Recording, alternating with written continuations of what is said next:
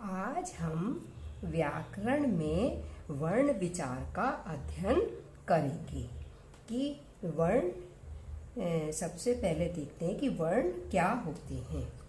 वर्ण भाषा की सबसे छोटी इकाई जिसके टुकड़े नहीं किए जा सकते हैं उन्हें हम वर्ण कहते हैं।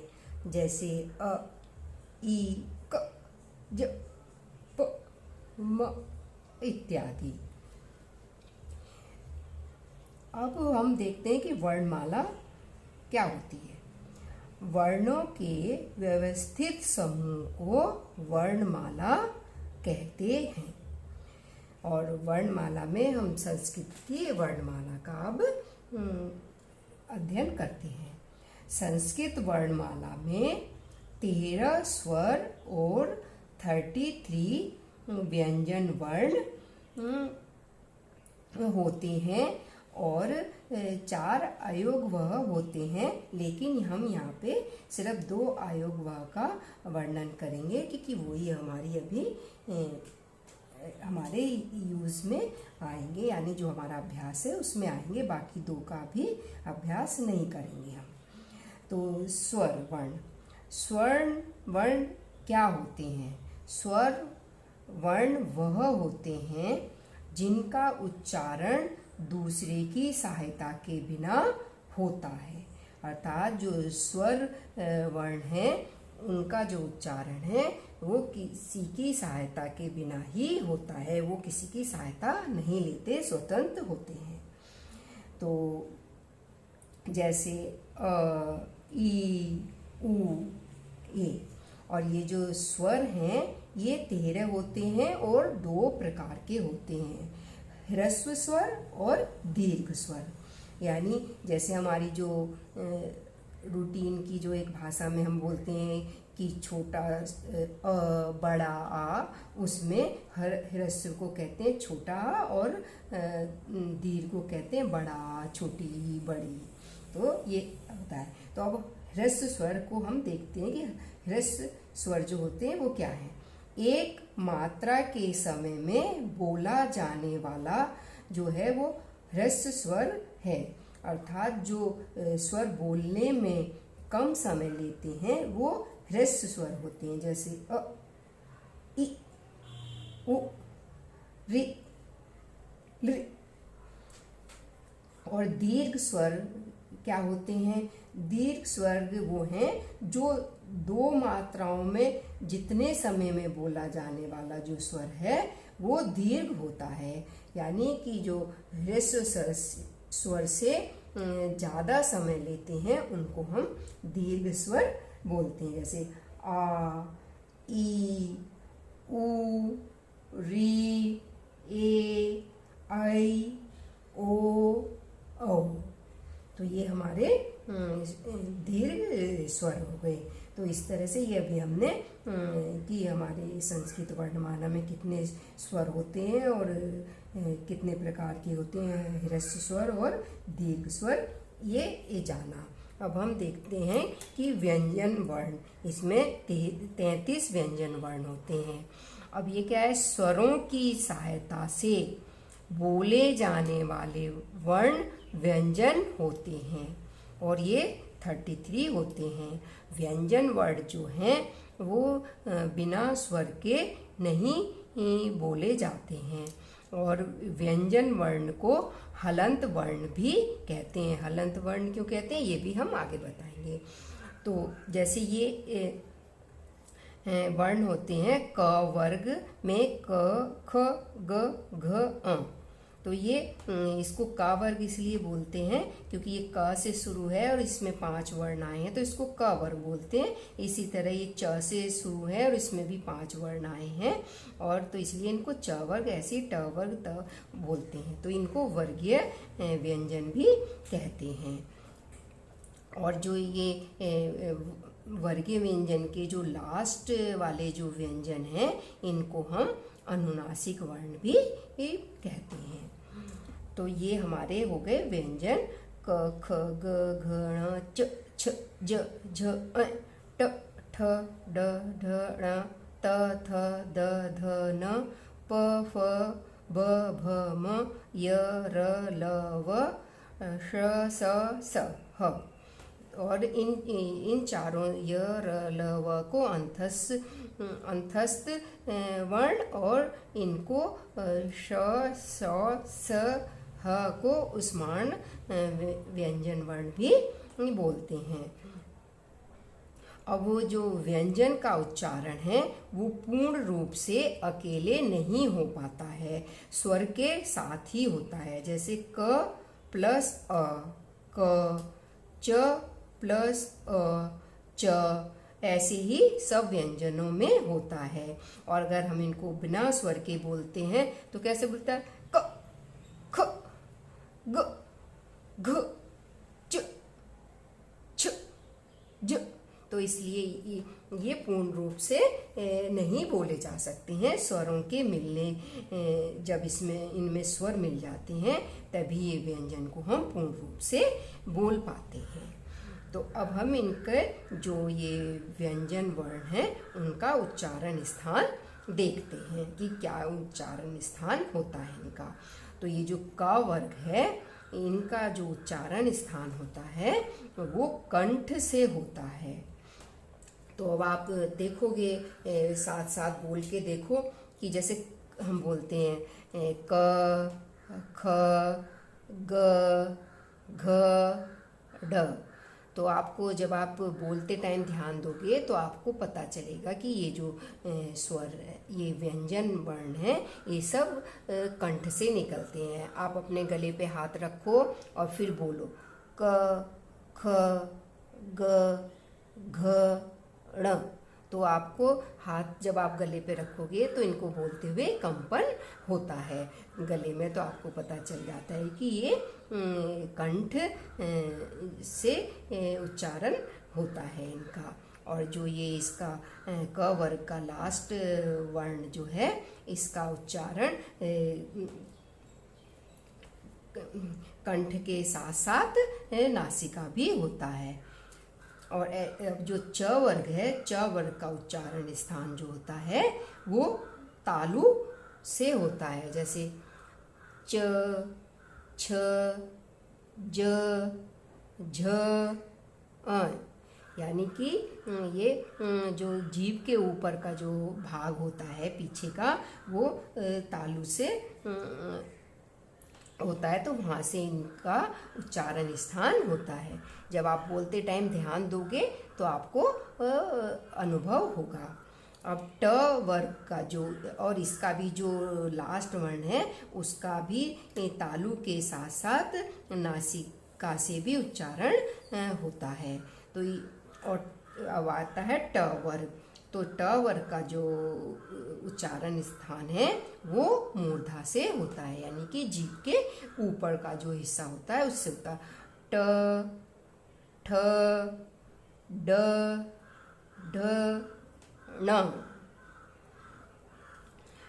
और जो लास्ट वर्ण है इसका ड, उसका भी उच्चारण मूर्धा के साथ साथ नासिका से भी होता है। यानी कि जो ये लास्ट वर्ण है इनका उच्चारण इनके वर्ग उच्चारण स्थान के साथ साथ नासिका से भी होता है, इन पांचों वर्ण का, इसीलिए इनको नासिका वर्ण भी कहते हैं। अब हम ता वर्ग का देखते हैं। ता वर्ग का उच्चारण स्थान जो है वो दंत से होता है। त, थ, द, ध, न। क्योंकि जब हम इनको बोलते हैं तो दांतों से आप अनुभव करोगे, देखो जब बोलोगे तो कि दांतों से मिलना और अलग होना ऐसा होता है। और इसमें भी न वर्ण का दंत के साथ नासिका से भी उच्चारण होता है। और प वर्ग, प वर्ग का जो स्थान है उच्चारण वो ओष्ठ से होता है। देखो बोलो फ, भ, ब, भ, म। तो इसके जब हम बोलते हैं तो ओष्ठ से मिलते हैं, अलग होते हैं, वहाँ से इनकी उच्चारण स्थान होता है। और इसमें भी जो म वर्ण है उसका उच्चारण ओष्ठ के साथ नासिका भी होता है। अब ये य र ल व जो अंतस्थ व्यंजन वर्ण हैं उनका उच्चारण स्थान भी देखते हैं। य का उच्चारण स्थान जो है वो तालु होता है, यानी कि जो च वर्ग का स्थान होता है वही य वर्ग का भी उच्चारण स्थान होता है।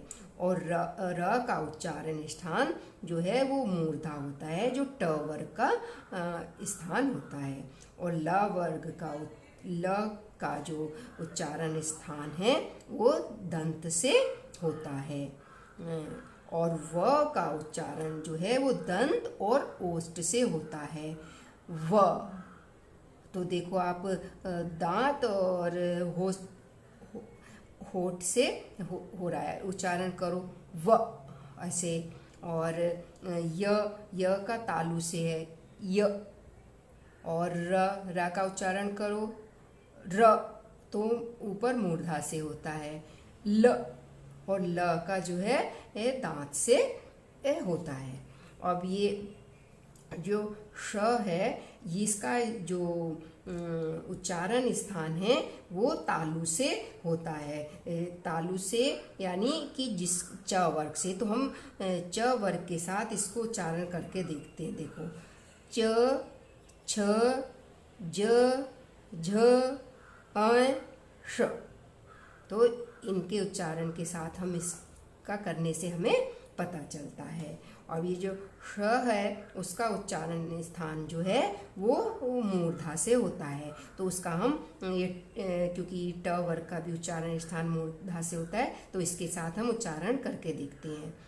ट, ठ, ढ, ढ, अण, श।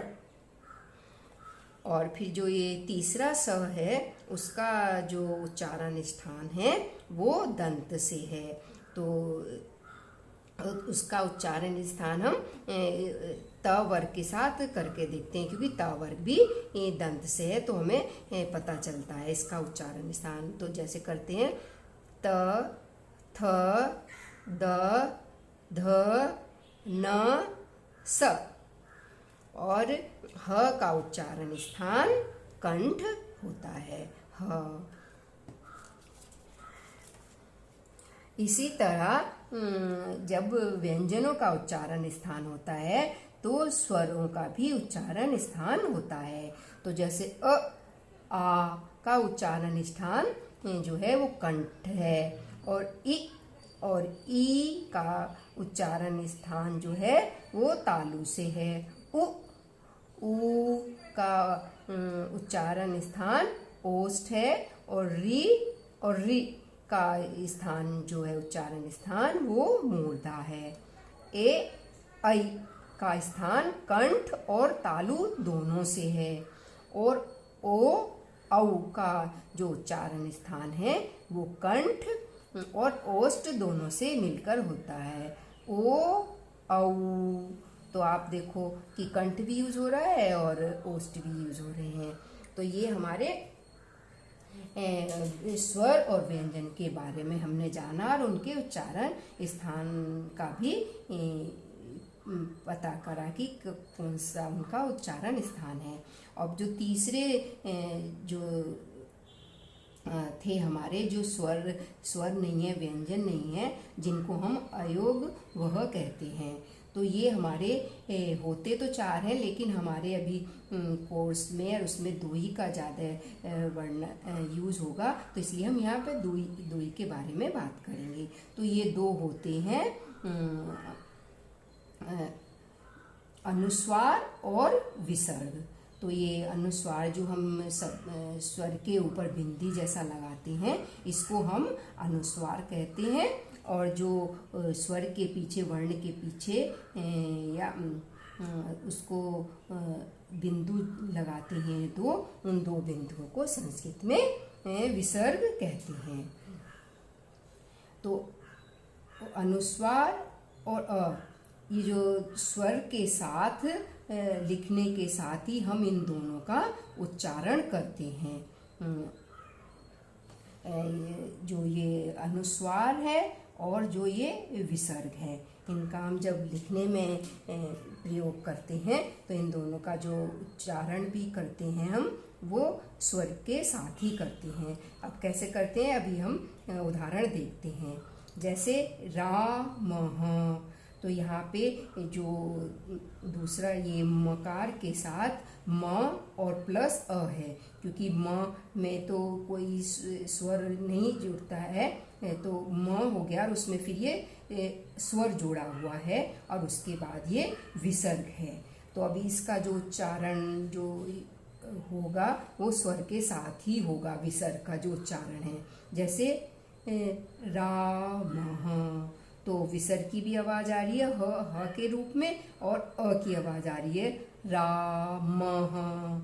और ऐसे ही फिर जैसे ये दूसरा शब्द है कवि, तो यहाँ पे व है और ई है, छोटी ई, ह्रस्व ई है, तो इसको भी हम कवि ही, आप बोलो साथ में कवि ही। तो इसमें विसर्ग की आवाज ह जैसी आ रही है और ई की भी दोनों की मिलके आ रही है। ऐसे ही अगर गुरु है तो उसमें भी जो विसर्ग की आवाज है वो ऊ के साथ ही आएगी। जैसे इसमें भी क्या है, र है हल और ऊ है, तो गुरु। तो इससे आपको अभी अंतर पता चला कि इसमें अ से के साथ में इसका उच्चारण हो रहा है हलंत का, और इसमें ई के साथ उच्चारण हो रहा है हलंत का, और इसमें ऊ के साथ उच्चारण हो रहा है हलंत का। और इसकी जो आवाज़, जो विसर्ग की आवाज़ होती है वो ह जैसी होती है। तो इसीलिए दो आप जब बोल रहे हो तो रामः, तो अ की आवाज़ भी आ रही है और ह की भी आ रही है। और जब आप कवि ही बोल रहे हो तो ह की भी आवाज़ आ रही है और ई की भी, कवि ही। तो इसलिए इसलिए कहते हैं इनका जो उच्चारण है वो अ स्वर के साथ ही होता है, जिसमें जौन सा स्वर होता है। इसमें अ है तो आ के साथ हो रही है, ई है तो ई के साथ हो रही है, ऊ है तो ऊ है। और ऐसे ही दीर्घ स्वर है तो उनके साथ में होती है। जैसे नदी, तो नदी में नदी, तो नदी ही, तो बड़ी की आवाज आ रही है और ह की आवाज आ रही है। अर्थात विसर्ग का उच्चारण विसर्ग के पूर्व जो स्वर होता है उसके आधार पर होता है। और अनुस्वार में ध्यान देने वाली बात है कि अनुस्वार के बाद अगर हम स्वर है तो जो अनुस्वार है उसको म लिखा जाता है, और व्यंजन वर्ण है उसके बाद तो उसे हम बिंदु के रूप में लिखते हैं। जैसे उदाहरण में है कि अत्र फलम अस्ति, कि यहाँ फल है। तो यहाँ पे देखो, यहाँ अनुस्वार के बाद अ आ रहा है तो इसलिए हम इसको म ऐसे लिखेंगे। और तत्र फलम नास्ति, वहाँ फल नहीं है, तो हम देखो यहाँ पे अनुस्वार के बाद व्यंजन वर्ण आया है तो इसलिए हम इसको बिंदु के रूप में लिखेंगे। तो इससे हमारा जो लेखन है वो शुद्ध रहता है कि अगर अनुस्वार के बाद स्वर है तो हम उसको म में लिखेंगे हलंत लगा के, और अगर उसके अनुस्वार के बाद व्यंजन वर्ण आ रहा है तो हम उसको बिंदु के रूप में लिखेंगे। ये अगर हम ध्यान रखते हैं तो हमारा जो लेखन है वो कभी गलत नहीं होगा। और जो हमारे व्यंजन वर्ण हैं उनको हम दो भागों में और बांट सकते हैं। अभी जो ये अनुनासिक वर्ण है इनको हम अलग रख देते हैं, और जो ये हर वर्ग के क ख ग ये जो 4 वर्ण हैं इनका भी विभाजन हम एक प्रकार से और होता है संस्कृत में। तो कैसे होता है कि जैसे ऐसे इनका विभाजन कर लेते हैं, जैसे क च ट त प और ग ज ड द ब, ये जो 10 वर्ण हैं, व्यंजन वर्ण हैं, इनको हम अल्प प्राण कहते हैं। और ख, छ, ठ, थ, फ, घ, झ, ड, न,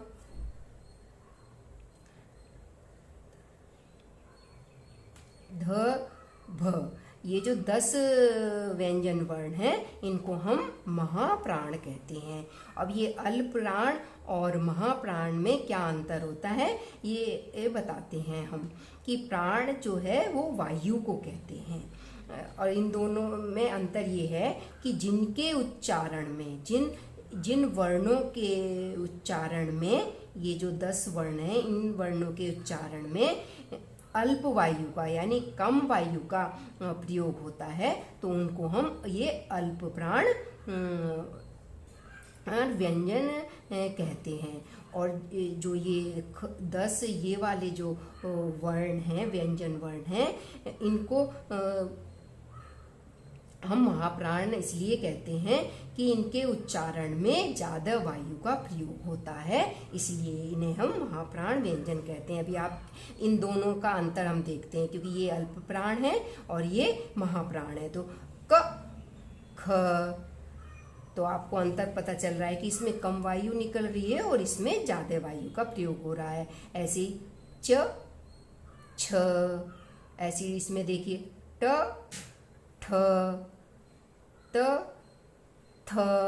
जब आप ध्यान दोगे तो आपको पता चलता है कि ये जो 10 वर्ण हैं, ये इनमें कम वायु निकलती है, और ये वाले जो 10 व्यंजन वर्ण हैं, इनमें ज़्यादा वायु निकलती है। तो इनको हम इन दो रूप में भी डिवाइड करते हैं, अल्प प्राण और महाप्राण।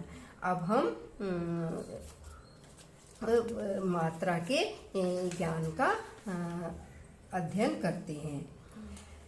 जब व्यंजन में कोई स्वर मिल जाता है तो उसका जो हलंत है लुप्त हो जाता है। हलंत यानी जो ये चिन्ह होता है, जो बताया था कि वो व्यंजन पूर्ण नहीं होते हैं, उनमें ये हलंत वर्ण लगा होता है। तो जैसे ये क प्लस अ, तो यहाँ पे क हो गया, ग प्लस ई तो गी हो गया, और क प्लस आ का, ग प्लस ई तो गी। तो यहाँ पे जब इनमें स्वर जुड़ गए तो इनका ये हलंत जो चिन्ह है वो हट जाता है, और स्वर उसमें जुड़ जाता है। इसी हलंत चिन्ह की वजह से ही व्यंजन जो वर्ण है उनको हलंत वर्ण भी कहते हैं। जैसे पीछे बताया था कि हलंत वर्ण क्यों कहते हैं, ये हम बताएंगे आपको। तो इसीलिए इस चिन्ह की वजह से उनको हलंत वर्ण भी कहते हैं। ऐसे यहाँ फ में ऊ जुड़ गया तो यहाँ पे ये चिन्ह हट गया तो फू हो गया। यहाँ फ में बड़ा ऊ जुड़ गया तो ये चिन्ह हट गया और फू हो गया। तो ये आपका मात्रा का ज्ञान हो गया कि यहाँ, तो इससे अभी आपको ये क्लियर हो गया कि व्यंजन वर्ण जो हैं वो बिना स्वर के होते हैं, और वो बिना स्वर के बोले नहीं जाते हैं, मतलब वो बोलने में पूर्ण नहीं होते हैं, तो उनको स्वर के साथ ही बोला जाता है। तो अब इसमें अब हम देखते हैं कि कुछ संयुक्त वर्ण भी होते हैं जो दो व्यंजनों से मिलकर बनते हैं। तो वो संयुक्त वर्ण क्या हैं, वो छ, त्र, ज्ञ और श्री। तो अब ये कैसे इनको, ये जो बनता है क और प्लस स मिलके, दो व्यंजन मिलके ये बन गया, और त और र व्यंजन वर्ण मिलके त्र बन गया, और ज और अ व्यंजन वर्ण मिलके ज्ञ बन गया, और श और र मिलके स्र बन गया।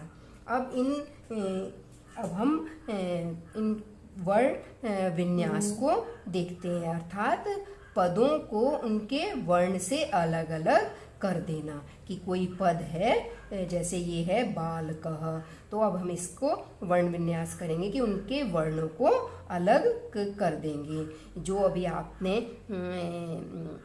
क्लास 6 रुचिरा के फर्स्ट, सेकंड और थर्ड लेसन में आपने पढ़ा भी था वर्ण विन्यास। तो जैसे यहाँ बालकः वर्ण है। तो हम इसका वर्ण विन्यास करते हैं। जैसे ब है, ये ब है, तो इसमें क्या है, अभी आपने पढ़ा था कि व्यंजन में स्वर जुड़ा होता है। तो यहाँ पे ब है और इसमें कौन सा स्वर जुड़ा है, बड़ा आ जुड़ा है।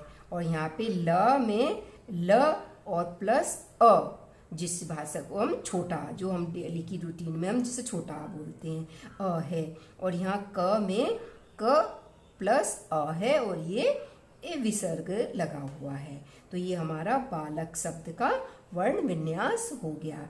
ऐसे ही ये कोकिले में देखते हैं। यहाँ कोकिले में क है और उसमें ओ स्वर जुड़ा हुआ है, तो को हो गया। कि में क है और इ है, तो कि हो गया। और ल में ल और ए स्वर है, तो ले हो गया। अब हम जो ये संयुक्त वर्ण हैं उनका भी उदाहरण देखते हैं। जैसे वृक्ष, तो यहाँ व में री वर्ण जुड़ा है, तो व्री हो गया।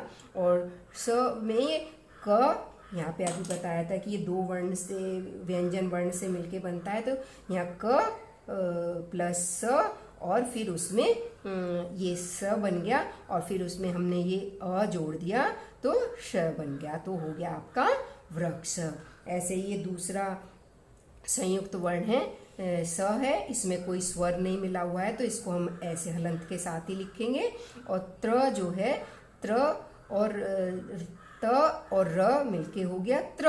और इसमें यहाँ पे जो ई जुड़ा हुआ है, तो त्र में हमने ई जोड़ दी, तो त्री हो गया, तो आपका जो स्त्री हो गया। तो यहाँ पे ये स्त्री शब्द का वर्ण विन्यास हो गया।